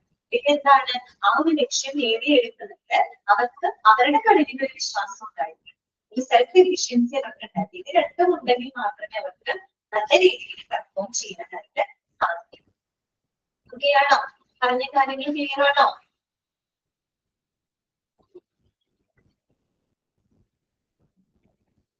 അപ്പോ നമുക്ക് പറഞ്ഞ പോയിന്റുകൾ ഇത്രയേ ഉള്ളൂ. ഒന്ന് സ്പെസിഫിക് ആയിട്ടുള്ള ഒരു ഗോൾ എന്ന് പറഞ്ഞു കഴിഞ്ഞാൽ അതിനാവശ്യമായിട്ടുള്ള റിസോഴ്സസുകൾ എന്തൊക്കെയാണെന്ന് നിശ്ചയിക്കാൻ സഹായിക്കുന്നുണ്ട്. അതായത് having A clear objective in mind we can better fit the need of resources and efforts. നമുക്ക് കൃത്യമായിട്ടുള്ള ഒരു ലക്ഷ്യം നമ്മൾ സെറ്റ് ചെയ്യുന്നതിലൂടെ അത് നേടിയെടുക്കാൻ ആവശ്യമായിട്ടുള്ള റിസോഴ്സസും എഫേർട്സും എന്തൊക്കെയാണ് നമുക്ക് കണ്ടെത്താൻ പറ്റും. രണ്ടാമത്തത് അത് നമ്മുടെ പെർഫോമൻസിനെ വർദ്ധിപ്പിക്കും. മൂന്നാമത് ഇവിടെ ഒരു ഡിഫിക്കൽട്ട് ആയിട്ടുള്ള ഒരു ഗോൾസ് എന്ന് പറഞ്ഞാൽ അത് പെർഫോമൻസിന് ഉയർത്തും. കാരണം നമ്മൾ അത് അതിന് വേണ്ടിയിട്ട് അത് നേടിയെടുക്കാൻ നമ്മൾ എഫർട്ട് എടുക്കും. നമ്മൾ എത്രത്തോളം എഫർട്ട് എടുക്കുമ്പോൾ അത്രത്തോളം നമ്മൾ പോലും അറിയാണ്ട് നമ്മുടെ പെർഫോമൻസ് അവിടെ വർദ്ധിക്കും. പിന്നെ എപ്പോഴും ബെറ്റർ ഫീഡ്ബാക്ക് എന്ന് പറഞ്ഞു കഴിഞ്ഞാൽ ബെറ്റർ പെർഫോമൻസ്. നമുക്ക് നല്ലൊരു ഫീഡ്ബാക്ക് കൊടുക്കുന്നതിലൂടെ നമുക്ക് അവരുടെ പെർഫോമൻസ് ബെറ്റർ ആക്കാനായിട്ട് സാധിക്കും. പിന്നെ ഈ ഒരു ഗോൾ സെറ്റിംഗില് നമ്മൾ എംപ്ലോയീസിനെ പാർട്ടിസിപ്പേറ്റ് ചെയ്യുമ്പോൾ രണ്ട് റിസൾട്ടുകളാണ് നമുക്ക് അവിടെ പ്രതീക്ഷിക്കുന്നത്. പോസിറ്റീവ് ആയിട്ടുള്ള റിസൾട്ട് ഉണ്ടാവാം, നെഗറ്റീവ് ആയിട്ടുള്ള റിസൾട്ട്. പക്ഷെ പൊതുവെ പറയുകയാണെങ്കിൽ ഗോൾ സെറ്റിംഗിൽ നമ്മൾ എംപ്ലോയീസിനെ പാർട്ടിസിപ്പേറ്റ് ചെയ്യുന്നതിലൂടെ അവർക്ക് ആ ലക്ഷ്യങ്ങൾ കുറെ കൂടെ ആക്സെപ്റ്റ് ചെയ്യാനും അത് നേടിയെടുക്കാൻ കുറെ കൂടുതൽ ഇൻവോൾവ് ചെയ്യാനും ശ്രമിക്കുമെന്നാണ് പറയുന്നത്. പിന്നെ ഗോൾ സെറ്റിംഗ് തിയറി പ്രകാരം പെർഫോമൻസിന് ഇൻഫ്ലുവൻസ് ചെയ്യുന്ന രണ്ട് ഫാക്ടേഴ്സുകളാണ്. ഒന്ന് ഗോൾ കമ്മിറ്റ്മെന്റും രണ്ട് സെൽഫ് എഫിഷ്യൻസി. ഗോൾ കമ്മിറ്റ്മെന്റ് എന്ന് വെച്ചാൽ how much an individual is dedicated to achieve it. Self efficiency എന്ന് പറയുമ്പോൾ ഇത് an individual believes in their own ability to achieve a goal. ഇനി നോക്കുക, the mere act of goal setting does not ensure higher levels of motivation among employees. അതായത് വെറുതെ നമ്മൾ goals set ചെയ്തത് കൊണ്ട് മാത്രം ഒരിക്കലും നമുക്ക് ഒരു എംപ്ലോയിനെ മോട്ടിവേറ്റ് ചെയ്യാനായിട്ട് പറ്റില്ല. ഗോൾ സെറ്റിംഗ് ചെയ്ത് നമ്മളൊരു ഗോൾസ് സെറ്റ് ചെയ്യുന്നുണ്ട്. ഈ വെറുതെ നമ്മളൊരു ഗോൾസ് സെറ്റ് ചെയ്തു എന്ന് കരുതി ഒരിക്കലും നമുക്ക് എന്ത് ചെയ്യാൻ പറ്റില്ല, എംപ്ലോയീസിനെ മോട്ടിവേറ്റ് ചെയ്യാനായിട്ട് പറ്റില്ല. പിന്നെ എങ്ങനെയായിരിക്കണം? In fact, there appear to be three important criteria that goal must meet if they are to influence the behavior of organization members. They are goal specificity, goal difficulty, and goal magnitude. അതായത് the three important criteria for the goal setting ആണ്. അതായത് മൂന്ന് important criterias ആണ് for the effective goal setting. ഏറ്റവും ഫലപ്രദമായിട്ടുള്ള ഒരു goal സെറ്റിങ്ങിന് ഉണ്ടായിരിക്കേണ്ട മൂന്ന് മാനദണ്ഡങ്ങളാണ് നമ്മൾ പറയുന്നത്. ഏതൊക്കെയാണ്? ഒന്ന്, ഗോൾ സ്പെസിഫിസിറ്റി. അതാണ് നമ്മൾ തുടക്കം പറഞ്ഞത്. ഗോൾ സെറ്റ് സ്പെസിഫിക് ആയിരിക്കണം എന്ന് നമ്മൾ പറഞ്ഞു. ഒന്ന് ഗോൾ സ്പെസിഫിസിറ്റി, രണ്ട് ഗോൾ ഡിഫിക്കൽട്ടി, മൂന്ന് ഗോൾ ആക്സെപ്റ്റൻസ്. എന്താണ്? the three criteria that for the effective goal setting. Effective ആയിട്ടുള്ള ഒരു ഗോൾ സെറ്റിങ്ങിന് ഉണ്ടായിരിക്കേണ്ട മൂന്ന് ക്രൈറ്റീരിയസ് ആണ് നമ്മൾ പറയുന്നത്. goal specificity, goal difficulty, and goal aspect. Clear ആയോ? ഇനി ഓരോന്ന് എന്താണ്? ഫസ്റ്റ് വൺ വരുന്നത് ഗോൾ സ്പെസിഫിസിറ്റി ആണ്. ഗോൾ സ്പെസിഫിസിറ്റി എന്ന് പറഞ്ഞാൽ ഒന്നുമില്ല, ഗോൾ ഇവിടെ എന്തായിരിക്കണം? ക്ലിയർ ആൻഡ് മെഷറബിൾ ആയിരിക്കണം. വ്യക്തമായിരിക്കണം, നമുക്ക് മെഷറബിൾ ആയിരിക്കണം. അതാണ് അവിടെ ഉദ്ദേശിക്കുന്നത്. നോക്കാം. Goals must be stated in specific terms if they are to motivate effective performance. വളരെ ഇഫക്റ്റീവ് ആയിട്ടുള്ള രീതിയിൽ പെർഫോം ചെയ്യണമെങ്കിൽ അവിടുത്തെ ഗോൾസ് നമ്മൾ സെറ്റ് ചെയ്യുന്ന ഗോൾസ് എപ്പോഴും വളരെ സ്പെസിഫിക് ആയിരിക്കണം. ഓക്കെ, അതായത് goals must be set in terms of measurable criteria of work performance. That is number of units produced, usage, etcetera. അതായത് ഇതാണ് അവിടെ പറയുന്നത്. Goals must be clear and measurable ആയിരിക്കണം. അല്ലെ, ഗോൾസ് എപ്പോഴും വളരെ വ്യക്തമായിരിക്കണം, മെഷറബിൾ ആയിരിക്കണം. എന്ന് വെച്ചാൽ നമുക്ക് അളക്കാൻ കഴിയുന്നതായിരിക്കണം. ഒരു എക്സാമ്പിൾ നോക്കിയേ, നമ്പർ ഓഫ് യൂണിറ്റ്സ് പ്രൊഡ്യൂസ്ഡ്. കണ്ടോ, ഇപ്പൊ നമ്മൾ പറയുന്നത് 75 യൂണിറ്റ്, ഇത്ര 75 യൂണിറ്റ് പ്രൊഡക്റ്റുകള് നമുക്കത് ഉത്പാദിപ്പിക്കണം. അല്ലെങ്കിൽ നമ്മൾ പറയാണ് increase the sales by 15% in new quarter, unique quarter. കഴിഞ്ഞ അടുത്ത ആഴ്ചയോട് ഒരു 15% സെയിൽസ് ഇൻക്രീസ് ചെയ്യണം. അപ്പൊ അവിടെ 15%, അല്ലെങ്കിൽ 75 യൂണിറ്റ് എന്നൊക്കെ പറയുമ്പോൾ നമ്മളൊരു ക്വാണ്ടിഫയബിൾ ആണ്, നമ്മൾ മെഷറബിൾ ആയിട്ടാണ്, ടാർഗറ്റ് വെച്ചിട്ടാണ് നമ്മൾ ആ ഗോൾ സ്പെസിഫൈ ചെയ്യുന്നത്. ക്ലിയർ? അതാണ് അവിടെ പറഞ്ഞത്. Goal must be clear and specific ആയിരിക്കണം, ക്ലിയർ ആൻഡ് മെഷറബിൾ ആയിരിക്കണം, ക്വാണ്ടിഫയബിൾ ആയിരിക്കണം. അതേ രീതിയിലായിരിക്കണം നമ്മൾ ഗോൾ സെറ്റ് ചെയ്യുന്നത്. ഓക്കെ, മാത്രമല്ല and must specify a time period within which the goal is to be achieved. രണ്ടാമത്തെ കാര്യം എന്താണ്? the goal must be എന്താണ് സെറ്റ് ചെയ്ത് ടൈം ബൗണ്ടഡ് ആയിരിക്കണം. It should B time bounded ആയിരിക്കും. ഒരു ടൈം ലിമിറ്റിനുള്ളിൽ അറ്റൈൻ ചെയ്യാൻ കഴിയുന്ന രീതിയിലായിരിക്കണം നമ്മൾ ഗോൾസ് സെറ്റ് ചെയ്യേണ്ടത്. ഓക്കെ, ഈ രണ്ട് കാര്യങ്ങളാണ് അത് ശ്രദ്ധിക്കുന്നത്. ഗോൾ സ്പെസിഫിസിറ്റി എന്ന് പറഞ്ഞാൽ നിങ്ങളുടെ മനസ്സിലുണ്ടാകുന്നത് എന്താണ്? ഗോൾസ് സ്പെസിഫിക് ആയിരിക്കണം, that means clear and measurable ആയിരിക്കണം. ഒന്നാമത്തെ കാര്യം. രണ്ടാമത് ടൈം ബൗണ്ടഡ് ആയിരിക്കണം. അതായത് ആ ഒരു ലക്ഷ്യം നേടിയെടുക്കാനായിട്ട് ഒരു നിശ്ചിത സമയപരിധി അവിടെ നിശ്ചയിച്ചിരിക്കും. ടൈം ബൗണ്ടഡ് ആയിരിക്കണം. അതേ രീതിയിലായിരിക്കണം നമ്മൾ നമ്മുടെ ഗോള് സെറ്റ് ചെയ്യുന്നത്. It also gives A sense of personal satisfaction and accomplishment to workers if he is able to meet the specific goal. അപ്പൊ ആ ഒരു അതിന്റെ ഒരു ബെനിഫിറ്റ് ആണ് പറയുന്നത്. ഒരു ഗോൾ സ്പെസിഫൈ ചെയ്യുന്നതിന്റെ ലഭിക്കുന്ന ഒരു ബെനിഫിറ്റ് ആണ് പറയുന്നത്. ആ സ്പെസിഫിക് ഗോൾ ലക്ഷ്യത്താണ് നേടിയെടുക്കാൻ കഴിയുന്നത് വർക്കേഴ്സിന് ഒരു പേഴ്സണൽ സാറ്റിസ്ഫാക്ഷൻ ലഭിക്കും. അവർക്കൊരു അക്കംപ്ലിഷ്മെന്റ്, അവർക്കൊരു റെക്കഗ്നീഷൻ അതിലൂടെ ലഭിക്കും. മനസ്സിലായോ? അത് അതിന്റെ ഒരു ബെനിഫിറ്റ് ആയിട്ടാണ് പറയുന്നത്. ഓർത്ത് വെക്കുക. അപ്പൊ ഗോൾ സ്പെസിഫിസിറ്റി എന്ന് പറഞ്ഞാൽ ഗോൾസ് മസ്റ്റ് ബി ക്ലിയർ ആയിരിക്കണം, ക്വാണ്ടിഫയബിൾ ആയിരിക്കണം, and it should B time bounded ആയിരിക്കണം. ചില സമയപരിധിക്കുള്ളിൽ നമുക്ക് അറ്റൈൻ ചെയ്യാൻ കഴിയുന്ന രീതിയിലായിരിക്കണം നമ്മൾ ഗോൾസ് സെറ്റ് ചെയ്യേണ്ടത്. ഇങ്ങനെ ഒരു ഗോൾ അച്ചീവ് ചെയ്യുന്നതിലൂടെ വർക്കേഴ്സിന് ഒരു പേഴ്സണൽ സാറ്റിസ്ഫാക്ഷനും ഒരു അക്കംപ്ലിഷ്മെന്റും നമുക്ക് അതിലൂടെ ലഭിക്കും. ക്ലിയർ ആയല്ലോ? ശരിക്കും പറഞ്ഞാൽ അവര് മോട്ടിവേറ്റഡ് ആവുന്നു എന്നാണ് സൂചിപ്പിക്കുന്നത്. അടുത്തതാണ് ഇത് goal difficulty or challenge. Goal difficulty or challenge ആ ഡിഫിക്കൽട്ടി ലെവലാണ് ആ പിക്ചറിൽ കാണിച്ചിരിക്കുന്നത് കേട്ടോ. അതായത് there exists a relationship between goal difficulty and work motivation. അതായത് ഈ ഒരു മോട്ടിവേഷനും ഗോൾ ഡിഫിക്കൽട്ടിയും തമ്മിൽ ഒരു റിലേഷൻ ഉണ്ടാവും. എന്താണ് ആ relation? The more difficult and challenging the goal, the higher the level of the inspiration and performance. നമ്മൾ നേരത്തെ പറഞ്ഞൊരു പോയിന്റ് ആണ് അല്ലേ? അതായത് കുറെ കൂടെ ചാലഞ്ചിങ് ആയിട്ടുള്ള ഒരു ഗോളാണെന്ന് വിചാരിക്കുക. അതായത് ഒരുപാട് ഈസി ആവാനും പാടില്ല, എന്ന് ഒരുപാട് സിവിയർ ആവാനും പാടില്ല. അതേ രീതിയിൽ ഒരു ചാലഞ്ചിങ് ആയിട്ടുള്ള ഒരു ഗോളാണെങ്കിൽ അത് എന്തിലേക്ക് ലീഡ് ചെയ്യും? ഒരു ബെറ്റർ പെർഫോമൻസിലേക്ക് അല്ലെങ്കിൽ ഒരു ബെറ്റർ മോട്ടിവേഷൻസിലോട്ട് നയിക്കും എന്നാണ് പറയുന്നത്. അതായത് നമുക്ക് കുറച്ച് നേടിയെടുക്കാൻ ബുദ്ധിമുട്ടുള്ള ഒരു ലക്ഷ്യങ്ങളാണ് നേടിയത്. ആ ലക്ഷ്യങ്ങൾ നേടിയെടുക്കുന്നതിന് വേണ്ടി നമ്മൾ ഒരുപാട് എഫർട്ടുകൾ അല്ലെ, ഒരുപാട് കാര്യങ്ങൾ നമ്മൾ കോൺട്രിബ്യൂട്ട് ചെയ്യും. അപ്പൊ നമ്മുടെ എന്ത് ചെയ്യും? നമ്മുടെ പെർഫോമൻസ് അവിടെ വർദ്ധിക്കും, നമ്മൾ മോട്ടിവേറ്റഡ് ആകും. അതാണ് അവിടെ പറയുന്നത്. But it is essential to achieve those goals is set at levels that are realistic to us. പക്ഷെ നമ്മൾ ഡിഫിക്കൽട്ടിയെ പറ്റി പറയുമ്പോൾ ഒരു കാര്യം നമ്മൾ ശ്രദ്ധിക്കണം. ഈ പറയുന്ന ആളുകളുടെ എന്താണ് അവരുടെ ആ ഒരു ലെവലിനനുസരിച്ചുകൊണ്ടായിരിക്കണം നമ്മൾ അതിന്റെ ഡിഫിക്കൽട്ടി ലെവൽ സെറ്റ് ചെയ്യുന്നത്. ഡിഫിക്കൽട്ടി ലെവലാണെന്നൊക്കെ ഒരുപാട് ബുദ്ധിമുട്ടുള്ളത് കൊടുക്കാൻ പാടില്ല. മനസ്സിലായോ? അതായത് അവർക്ക് അവരുടെ ഒരു കേപ്പബിലിറ്റീസിന്റെ പരിധിയിൽ നിന്നുകൊണ്ടുള്ള ഗോൾസ് ആയിരിക്കണം അവർക്ക് അറ്റൈൻ ചെയ്യാൻ പറ്റണം. അവർക്ക് കുറച്ച് ബുദ്ധിമുട്ടുണ്ടെങ്കിൽ അവർക്ക് അറ്റൈൻ ചെയ്യാൻ സാധിക്കുന്ന ആ ഒരു ലെവലിലായിരിക്കണം നമ്മൾ അവിടുത്തെ ഗോൾസിന്റെ ഡിഫിക്കൽട്ടി ലെവൽ സെറ്റ് ചെയ്യുന്നത്. ഓക്കെ, അത് നോക്കാം. Goals that are very difficult to achieve lose their capacity to motivate since it is beyond the capacity of individual. ഇപ്പൊ നമുക്ക് അച്ചീവ് ചെയ്യാൻ വളരെ ബുദ്ധിമുട്ടുള്ള ഗോൾസ് ആണ് ഇരിക്കട്ടെ. അങ്ങനെയുള്ള ഗോൾസ് ആണെങ്കിൽ ഒരിക്കലും അവരെ മോട്ടിവേറ്റ് ചെയ്യാൻ പറ്റില്ല. കാര്യം എന്താണ്? അവർക്ക് ഒരിക്കലും അത് അച്ചീവ് ചെയ്യാൻ പറ്റില്ല. അച്ചീവ് ചെയ്യാൻ പറ്റാതെ വരുമ്പോൾ ഒരിക്കലും അവരെ മോട്ടിവേറ്റ് ചെയ്യും. അത് മോട്ടിവേറ്റ് ചെയ്യാതെ മാത്രമല്ല അവരുടെ കപ്പാസിറ്റിക്ക് അപ്പുറത്തായിരുന്നു അല്ലെ. അവരുടെ കപ്പാസിറ്റിക്ക് അപ്പുറത്തായി പോകുമ്പോൾ അവർക്ക് ഒരു കാരണവശാലും അത് നേടിയെടുക്കാൻ പറ്റില്ല. അതിലൂടെ നമുക്ക് ഒരിക്കലും അവരെ മോട്ടിവേറ്റ് ചെയ്യാനും സാധിക്കും. ക്ലിയർ ആയോ? അപ്പൊ ഇവിടെ ഒരു പിക്ചർ കൊടുത്തിട്ടുണ്ട്. ആ ഒരു ഡിഫിക്കൽട്ടി ലെവൽ ഇതൊരു മോഡറേറ്റ് ഡിഫിക്കൽട്ടി ലെവലാണ്.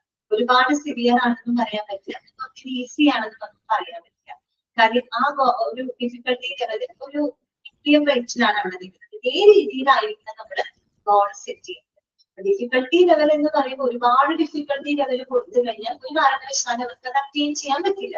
അറ്റൈൻ ചെയ്യാൻ കഴിയാതെ വന്നു കഴിഞ്ഞാൽ അത് അവരുടെ മോട്ടിവേഷനെ പ്രതികൂലമായിട്ട് ബാധിക്കുകയും ചെയ്യും. മോട്ടിവേഷൻ ചെയ്യില്ല, അവരെ മോട്ടിവേറ്റ് ചെയ്യില്ല. ഓക്കെ, അടുത്തതാണ് എന്ത്? ഗോൾ ആക്സെപ്റ്റൻസ് ആണ്. അതാണ് ഗോൾ ആക്സെപ്റ്റൻസ്.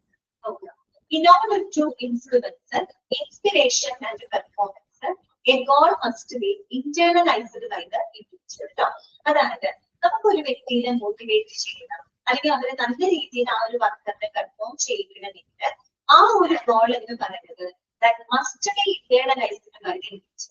അത് ഇന്റേണലൈസ് ചെയ്യാന്ന് പറഞ്ഞാൽ എന്താ ഉദ്ദേശിക്കുന്നത്? ദാറ്റ് മീൻസ് ആ ഒരു ഗോൾ എന്താണ് ആ ഒരു വ്യക്തി സ്വമേധയാ മനസ്സിലാക്കണം. ഓക്കെ, ആ വ്യക്തി സ്വയം അതിനെ പറ്റി മനസ്സിലാക്കി എന്താണെന്നുള്ളത് അവർ ആക്സെപ്റ്റ് ചെയ്യണം. ഓക്കെ, അതാണ് ഇന്റേണലൈസ് ചെയ്യാന്ന് പറയുന്നത്. ക്ലിയർ? അങ്ങനെ ചെയ്തെങ്കിൽ മാത്രമേ അവരെ അത് മോട്ടിവേറ്റ് ചെയ്യിക്കുള്ളൂ. ഓക്കെ, ഇൻ അതർ വേർഡ്സ് മറ്റൊരു തരത്തിൽ പറഞ്ഞാൽ the person has to see some personal ownership of the goal.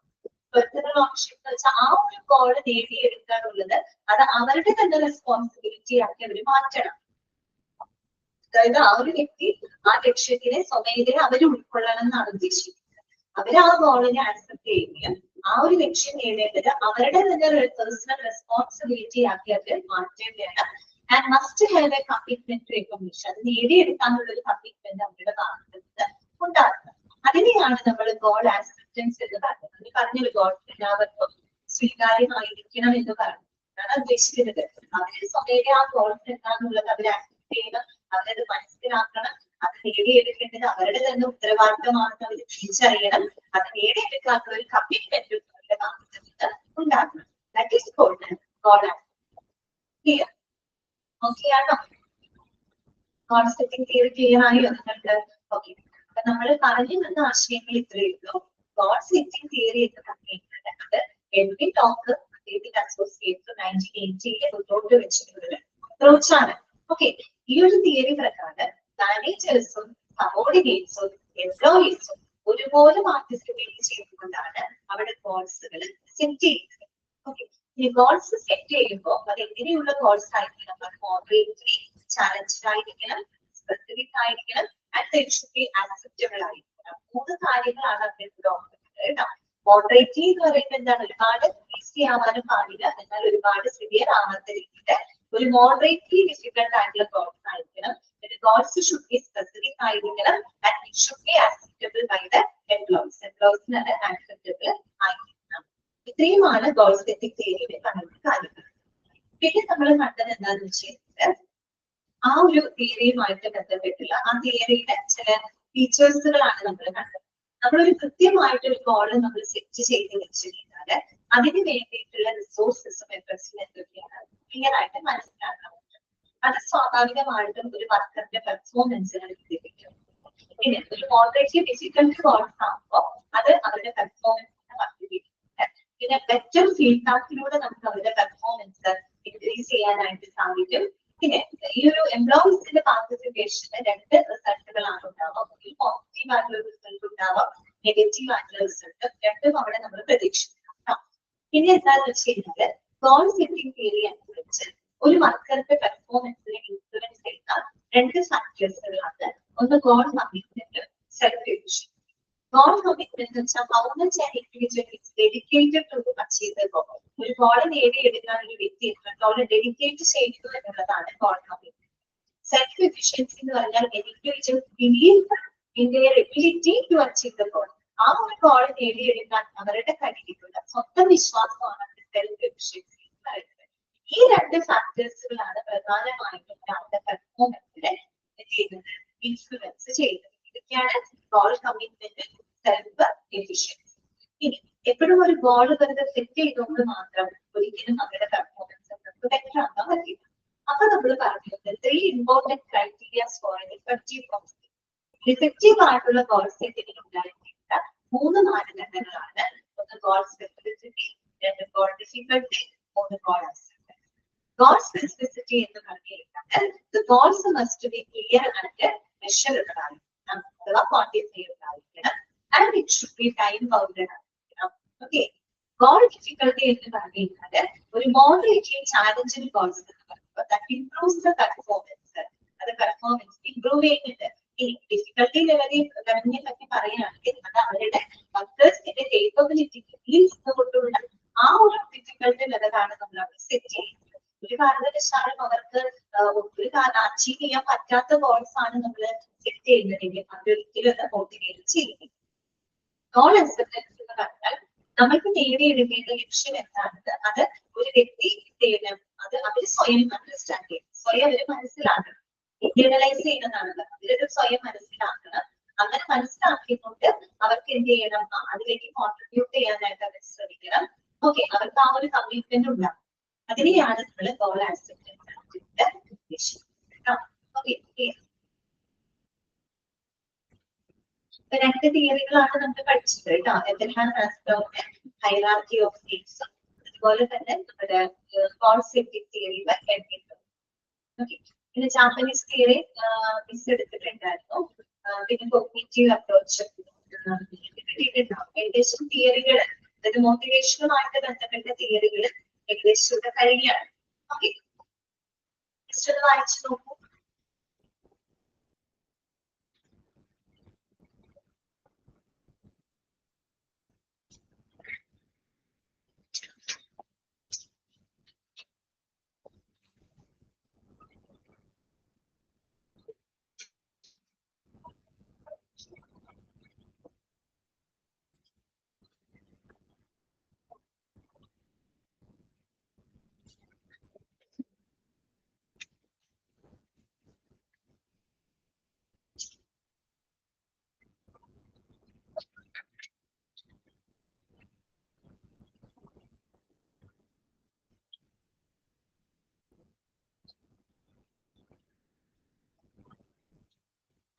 എനിക്ക് തോന്നുന്നു ആതിര മിസ് ജാപ്പനീസ് അപ്രോച്ച് വരെ കംപ്ലീറ്റ് ചെയ്തിട്ടുണ്ട് അല്ലെ? അപ്പൊ നമുക്ക് നാളത്തെ ക്ലാസ്സില് ഇന്റഗ്രേഷൻ ഓഫ് മോട്ടിവേഷൻ തിയറീസ് അത് എടുക്കാം. ബാക്കി ജാപ്പനീസ് അപ്രോച്ച് വരെ മിസ് കംപ്ലീറ്റ് ചെയ്തിട്ടുണ്ടല്ലോ ഇല്ലേ? അവിടെ വരെ മിസ് എടുത്തത്. ഓക്കെ, അപ്പൊ നമുക്ക് നാളത്തെ ക്ലാസ്സിൽ ഇന്റഗ്രേഷൻ ഓഫ് മോട്ടിവേഷൻ തിയറീസ് അത് തൊട്ട് പറയാം.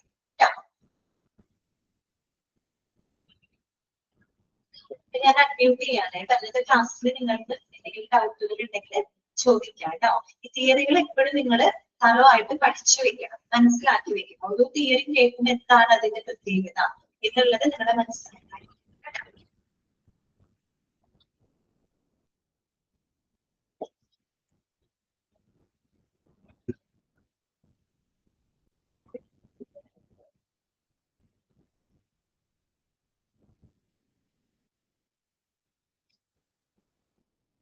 ഓക്കെ ആണല്ലോ. നമുക്ക് നെക്സ്റ്റ് ക്ലാസ്സിൽ കാണാം കേട്ടോ. വേറെ ഡൗട്ട് ഒന്നും ഇല്ലാന്ന് വിചാരിക്കുന്നു. Next class. Okay, thank you.